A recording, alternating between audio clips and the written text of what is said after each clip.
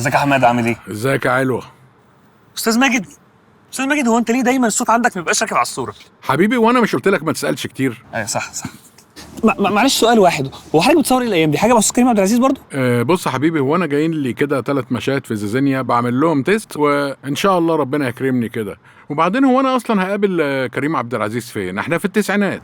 لا هتقابله ان شاء الله، تعملوا شغل حلو قوي مع بعض. حبيبي شكرا، معلش انا هقوم عشان عندي تصوير. معلش حاجه اخيره، هو مش سؤال، هو استفسار يعني. وانا بعمل ايه هنا؟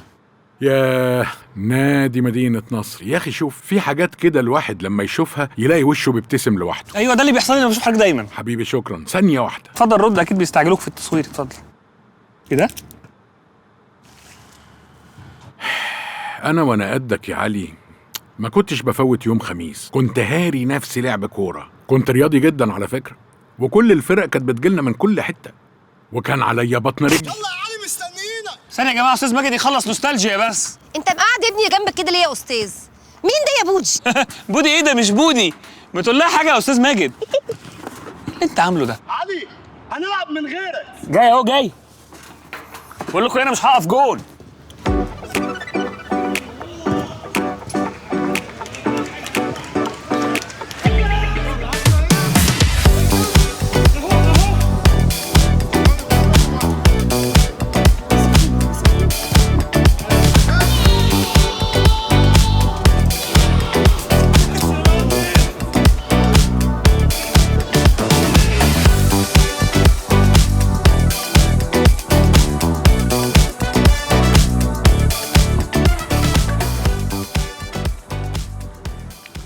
يا ولاد الايه؟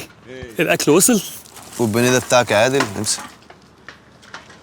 تري اكلي؟ والبرجر بيت بالجبنه ده بتاعك يا علي. بس انا دفعت 10 جنيه بس على فكره.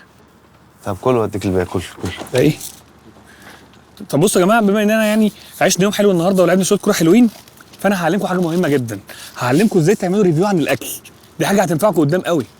ريفيو؟ ايه اللي انت بتقوله ده؟ يا عم اسمع مني، بعد كده هتبقى شغلانه والله. تخش المطعم تاكل وتقول ده كريسبي وكرانشي وجوسي وتمشي.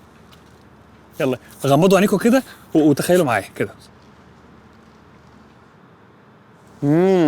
تحفه. لازم تفضل مغمض عينيك وانت بتعمل ريفيو، يعني انت مستمتع يعني كده وانت بتاكل عيش، يعني مش حاجه. بصوا بقى، هتبداوا تقولوا ايه؟ حبيبي يا علي. تقييمات بقى. تقولوا مثلا العيش 6 من 10، الخس والطماطم فريش، الصوص مش احسن حاجه 4 من 10، احلى حاجه بقى البرجر. ريفيو ايه يا علوة اللي انت عايز تعمله؟ ما تاكل الاكل وهو سخن وتنبسط. يا استاذ ماجد لو سمحت، يا توديني زمني يا توديني المستقبل. حاضر، هوديك المستقبل. هتعمل ايه حضرتك؟ هقول لك انا. الله! وبعدين بقى يا استاذ ماجد في التهزيق اللي انا فيه ده، وهتطلع لي بقى منين المره دي ان شاء الله؟ هتطلع لي منين في الهو ده؟ عندي ليك مفاجأة.